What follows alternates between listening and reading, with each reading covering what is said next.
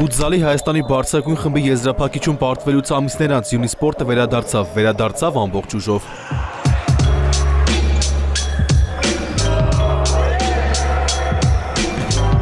(2025-26) մրցաշրջանի մեկնարկային մրցավեճում Նիկոլայ Կրիկունի թիմը հանդիպեց առաջնության նորեկներից մեկին՝ Վանին։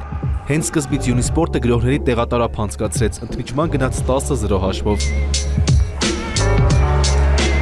Յունիսպորտցիները սկսածը շարունակեցին երկրորդ կեսում, ևս 12 գոլ ու առաջին 3 միավորը կա։ Միշտ էլ կարևոր է առաջին խաղը հաղթանակով սկսելը, մենք լավ էինք պատրաստվել,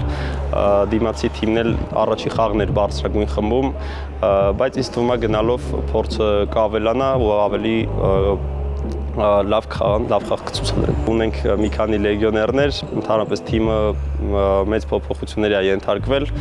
ու հետաքրքիր առաջնության սպասվում։ Ֆուտզալի 2025-26 մրցաշրջանին մասնակցում է 7 թիմ, նախորդ մրցաշրջանի 8-ի համեմատ։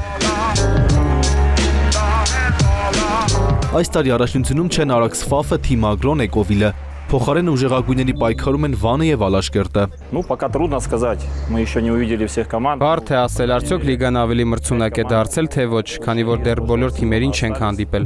Նախորդ մրցաշրջանից 5 անգամ շարունակում է ելույթները։ Կարծում եմ հիմնական մրցակցությունը հենց նրանց մեջ կլինի։